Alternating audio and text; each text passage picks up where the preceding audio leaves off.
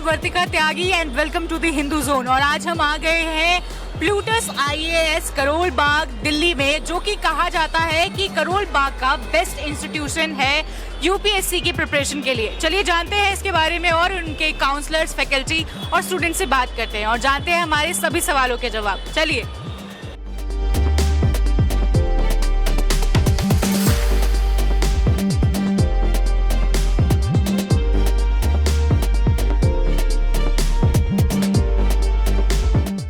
आइए बात करते हैं प्लूटस आईएएस के काउंसलर से। Hello ma'am. हेलो, आपका नाम? मेरा नाम विशाखा सिंह है। मैम, मेरा फर्स्ट क्वेश्चन आपसे ये है कि बैचेस किस तरीके से स्टार्ट होते हैं, कब से स्टार्ट होते हैं, कितने टाइम तक रहते हैं? जी, ये जो नवंबर का बैच है प्लूटस आईएएस का, वो 15 नवंबर और 23 नवंबर को स्टार्ट हो रहा है, जो कि 1 ईयर कोर्स है। ठीक है, हम लोग मॉर्निंग और इवनिंग दोनों बैच प्रोवाइड करते हैं 1 ईयर कोर्सेज में। और 1 ईयर कोर्सेज हम उनको रेकमेंड करते हैं जिनके थोड़े से बेसिक्स क्लियर होते हैं, उनको जैसे 1 साल में ही अपना एग्जाम देना होता है। ठीक है, 2 ईयर कोर्सेज भी हम प्रोवाइड करते हैं और 3 ईयर कोर्सेज भी प्रोवाइड करते हैं। 2 ईयर कोर्सेज हम लोग अभी इवनिंग का बैच दे रहे हैं। 2 ईयर कोर्सेज उनके लिए देते हैं जिनको हम बेसिक्स स्टार्टिंग एनसीईआरटी से कराते हैं, उसके बाद हम एडवांस में जाते हैं। ठीक है सर। 3 ईयर कोर्सेज जो हैं हम उन बच्चों को रेकमेंड करते हैं जिन्होंने अभी 12th क्लियर करा होता है, उनका एनसीईआरटी बिल्कुल भी नहीं होता है, बिगिनर होते हैं बिल्कुल। ठीक है, हम उनको 3 ईयर कोर्सेज रेकमेंड करते हैं। तो हमारे पास 1 ईयर, 2 ईयर, 3 ईयर कोर्सेज तीनों ही अवेलेबल रहते हैं। मोस्टली क्या होता है कि बैच साइज बहुत बड़े होते हैं, तो बच्चों की एस्पिरेंट्स की 1-to-1 इंटरेक्शन नहीं हो पाती। यहाँ पर बैच साइज कितना है? देखिए, यही हमारा एक यूएसपी है प्लूटस आईएएस का कि हम लोगों का जो बैच साइज है वो 30 to 40 स्टूडेंट्स का ही रहता है।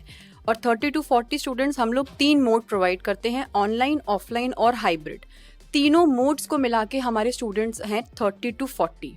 मतलब एक मोड में आपको 10 से 15 बच्चे ही मिलेंगे क्लास में। ठीक है, हमारे बैच साइज छोटा रखने का जो पर्पस है ना, as comparison to other institutes, हमने ये इसलिए रखा है ताकि हम लोग टीचर्स बच्चों को पर्सनलाइज अटेंशन दे सकें और बच्चे भी हेजिटेंट फील ना करें अपना कोई भी डाउट क्लियर करने के लिए।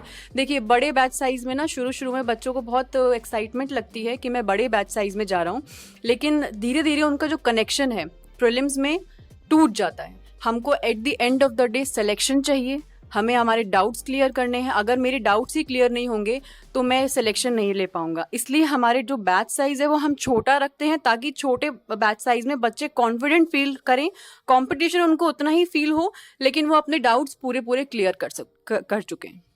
ओके। तो मैम, मेरा नेक्स्ट क्वेश्चन ये है कि बहुत सारे एस्पिरेंट्स का ये क्वेश्चन होता है कि जिस अकेडमी में हम जा रहे हैं, कोचिंग करने जा रहे हैं, तो वहाँ पर कितनी फैकल्टी है जिन्होंने मेंस क्लियर किया है या फिर इंटरव्यू क्लियर किया है?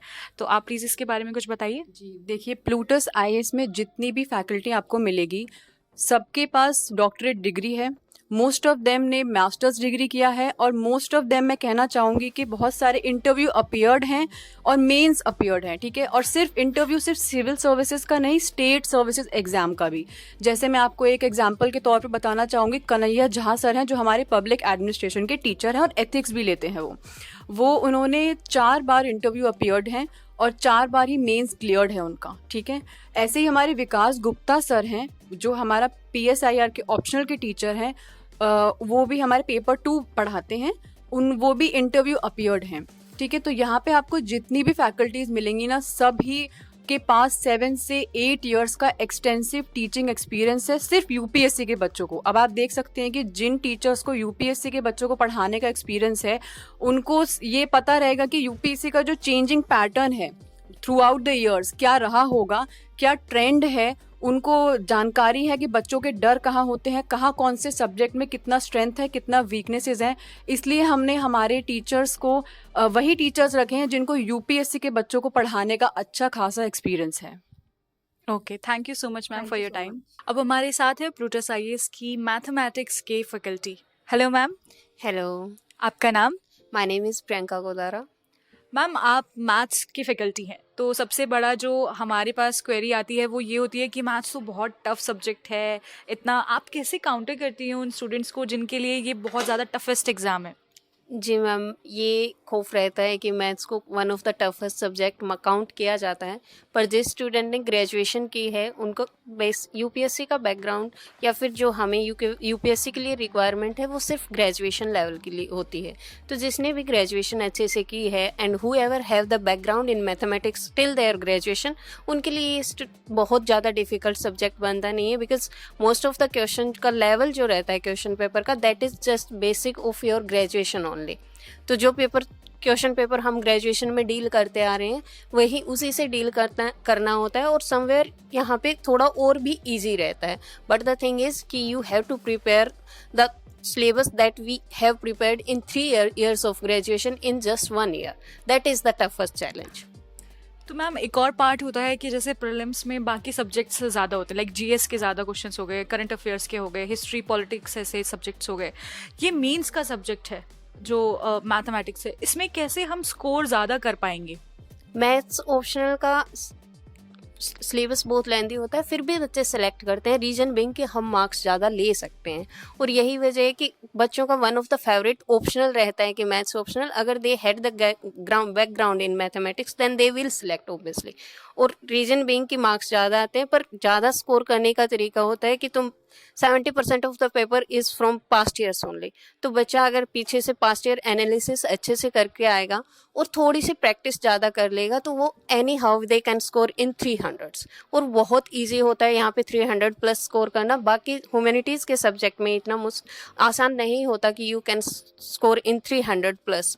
और यहाँ पे टेस्ट आंसर राइटिंग प्रैक्टिस या फिर तुम्हें बहुत ज़्यादा गाइडेंस की ज़रूरत नहीं होती, बेसिक गाइडेंस होनी चाहिए, और वो गाइडेंस तुम्हें पास्ट ईयर पेपर से मिल जाएगी। अगर तुम्हारा सिलेबस अच्छे से कंप्लीट है, पास्ट ईयर पेपर अच्छे से एनालाइज किए हैं, तो you can assess yourself by analysing और by answering the question. Test series ले ली, हमें पता चल जाता है जब आंसर सामने हो। तो मैथ्स में ये होता है कि आंसर निकल रहा है, that means your correct question is correct. Humanities में सब्जेक्टिविटी की वजह से you can not analyse your self, वहाँ पे मेंटर की बहुत ज़्यादा हेल्प की ज़रूरत होती है। यहाँ तुम्हें मेंटर चाहिए but to finish your syllabus, not to जज और not to analyse your yourself खुद को टेस्ट करना बहुत ईजी रहता है, और उसी वजह से जब तुम खुद को टेस्ट कर पाते हो तो तुम्हारी गलतियाँ भी रेक्टिफाई बहुत जल्दी होती है। दैट इज़ वाई कि रेक्टिफिकेशन बहुत ईजी होता है और इम्प्रूवमेंट का स्कोप बहुत ज़्यादा होता है। तो बच्चे जो गलतियाँ करते हैं वो दूसरे या तीसरे टेस्ट तक जाते जाते सारी तुम क्लियर कर लेते हो, और मेंस के जो एक्चुअल पेपर होता है वहाँ पे तुम्हें इतनी डिफ़िकल्टीज फेस नहीं करनी पड़ती। दूसरी चीज़ है कि यहाँ पे ऑब्जेक्टिविटी बहुत ज़्यादा है। तुम्हारा पेपर अच्छा हुआ है तो यू हैव द गारंटी कि if you have done good in your ऐसे पेपर, एथिक्स पेपर, ऑप्शनल बहुत अच्छा गया है, जीएस एवरेज भी चला गया है, तो still you will get the interview call. That is the mathematics that do for you in your mains syllabus or mains exam or mains score, so that it will increase your marks in your mains exponentially। तो इसी वजह से maths बच्चे ज़्यादा select करते हैं। Ma'am there is a thing कि अगर मैथमेटिक्स को जितना प्रैक्टिस करे वो उतनी ज़्यादा बेटर है। तो आपको क्या लगता है कि कितने दिन के कितने घंटे निकालने चाहिए किसी क्वेश्चन को सॉल्व करने के लिए, कितनी स्पीड होनी चाहिए?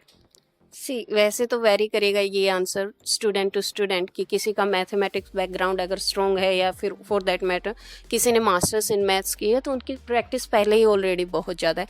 फिर भी अगर एज ए नॉर्मल स्टूडेंट आप लेके चलो तो थोड़ा टाइम रिक्वायरमेंट मैथ्स में ज़्यादा रहती है, till then you finish your syllabus.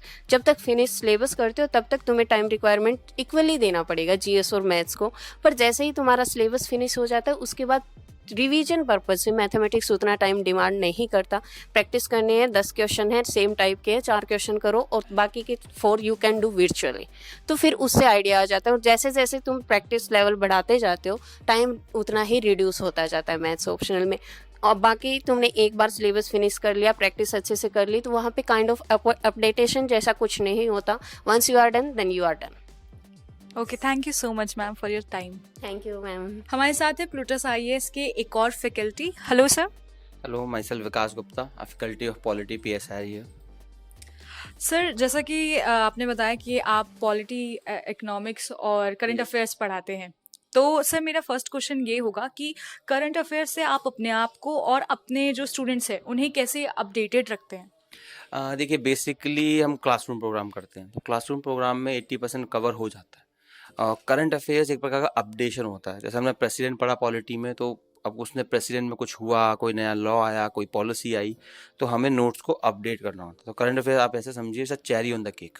Cake आपका क्लासरूम प्रोग्राम है और चेरी जो है करंट अफेयर्स है। इसके अंदर केक कंप्लीट नहीं होता, लेकिन वो छोटा सा पार्ट होता है, you can say around 20%। That's how it works. Sir आप इकोनॉमिक्स भी पढ़ाते हैं, पॉलिटी भी पढ़ाते हैं, काफ़ी ज़्यादा पार्ट है जो इकोनॉमिक्स और पॉलिटी का करंट अफेयर्स में कवर हो जाता है। आपकी क्या राय है इसके ऊपर? पर्टिकुलरली करंट अफेयर्स में सबसे ज़्यादा इकोनॉमी पॉलिटी होता है। द रीज़न बीइंग क्योंकि ये बहुत ही डायनेमिक सब्जेक्ट है। डेली कोई नया law, rule, regulation, supreme court order आते रहते हैं। इकोनॉमी में भी गवर्नमेंट डेली न्यू पॉलिसीज लाती है। बेसिकली इकोनॉमी पॉलिटी ही आप मान के चलिए 80% करंट अफेयर्स है, बाकी 20% में रिमेनिंग सब्जेक्ट्स आ जाते हैं, IR पर्टिकुलरली। तो यही है मेन, आप पॉलिटी इकोनॉमी पे ध्यान देंगे। ज़्यादा करंट अफेयर्स मैगजीन में भी इकोनॉमी पॉलिटी ही मिलता है। और current affairs basically about updation है, जो मैंने पहले बताया। आप अपडेट कीजिए नोट्स को, लेकिन जहाँ पे आपने क्लासरूम प्रोग्राम लिखा है वहीं पे नोट्स को लिख लीजिए। अदरवाइज आप कटिंग बना रहे हैं, क्लिपिंग बना रहे हैं, वो काम नहीं आएगा, क्योंकि रिवाइज ही नहीं कर पाओगे। ये that's what. Sir international relationships की अगर बात करें तो ये पास्ट से भी रिलेटेड है, लाइक हिस्ट्री से भी रिलेटेड है, तो हिस्ट्री का भी काफ़ी पार्ट इसमें इन्वॉल्व हो जाता है। तो क्या मतलब बच्चों को ये इंटरेस्टिंग लगता रहे, इसके लिए क्या स्ट्रैटेजी रहती है? देखिए, हिस्ट्री का जहाँ तक पार्ट है वो तो हर किसी की हिस्ट्री होती है, सबकी हिस्ट्री होती है, तो IR की भी हिस्ट्री होती है।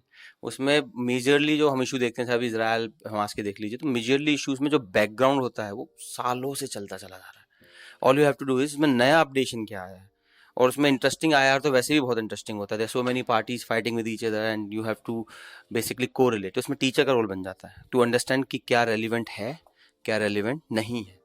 जैसे particularly I would suggest IR में कोई भी IR का इवेंट जिसमें इंडिया या तो इन्वॉल्व नहीं है या इंडिया का इंटरेस्ट इन्वॉल्व नहीं है, वो इंपॉर्टेंट नहीं है। इस तरीके से आप कुछ की रूल बना लीजिए, अदरवाइज IR तो is vast, that can happen. So sir आप पॉलिटी भी पढ़ाते हैं, तो हमने बहुत ज़्यादा सुना है कि अगर आपको UPSC क्रैक करना है तो उसकी जो बाइबल है उसे लक्ष्मीकांत को बताया जाता है, तो आपकी क्या राय है इसके ऊपर?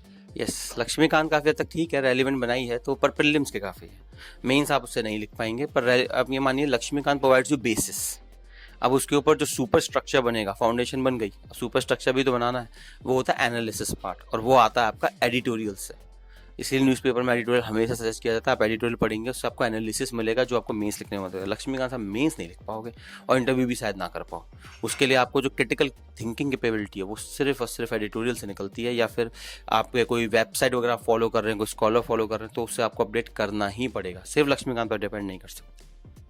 Thank you so much, sir, for your insights. So here we have one more student from Plutus IAS. Hello. Hello, ma'am. What is your name? My name is Dilip. Dilip, you just did your attempt in recent year, right? Yes, ma'am. I appeared in 2023, but due to the CSAT, I have been lost in this attempt and trying for the next year. What is your optional subject? Ma'am, I have chosen agriculture as my optional. Why did you choose that? Ma'am, first of all, I would say I have a particular interest upon the subject. Second thing is lack of background from this agriculture, but still I have been choosing this agriculture because first is as an interest. Second thing is, since from my childhood my parents are involving in this sector, and my interest should also levy some or the other side towards this agriculture sector. And further, as a last option, our nation depends, 45% of our population depends upon agriculture. So some small and igniteful change can bring a great revolution in this agriculture. Very well said. So what do you think? How's the faculty here of agriculture? Faculty, I am taking agriculture from the different institute, ma'am, and some of this GS3 part is overlapping on this agriculture. So a combining mixture of both these notes will help me better out. When will you give your second attempt? Second attempt, I'm thinking of the coming year itself, ma'am, not to go long further. Are you prepared right now? Yes, ma'am, I am prepared, and I am completely prepared, hoping that I will clear it in the next attempt only. What was the क्या कमियां रही? Like what was the negative points that you didn't crack the last attempt you did? Ma'am, actually CSAT was a bit trouble because I was completely dependent upon one sector, going with the reading comprehension or logical reasoning. But this time they are mixed with the mathematics and the logical reasoning, where I am completely stuck out in the examination. So that was one of the weakness. So finally I'm practicing all those weaknesses to overcome all those weaknesses and appearing the coming year bit strongly. So Plutus IAS is giving you mock test and mock series? Yes, ma'am. Plutus IAS is giving, but right now I have not enrolled, but I will take this test series from the month of January. Okay. Thank you so much. All the best for your next attempt. Thank you, ma'am. Thank you. तो ये थी Plutus IAS के counsellors, faculty और students की review. ऐसे ही और informative videos को देखने के लिए जुड़े रहें द हिंदू जोन के साथ। आपसे मिलते हैं अगले वीडियो में, तब तक के लिए हमारे चैनल को सब्सक्राइब करें, वीडियो को लाइक करें, शेयर करें और कमेंट करना ना भूलें। Thank you.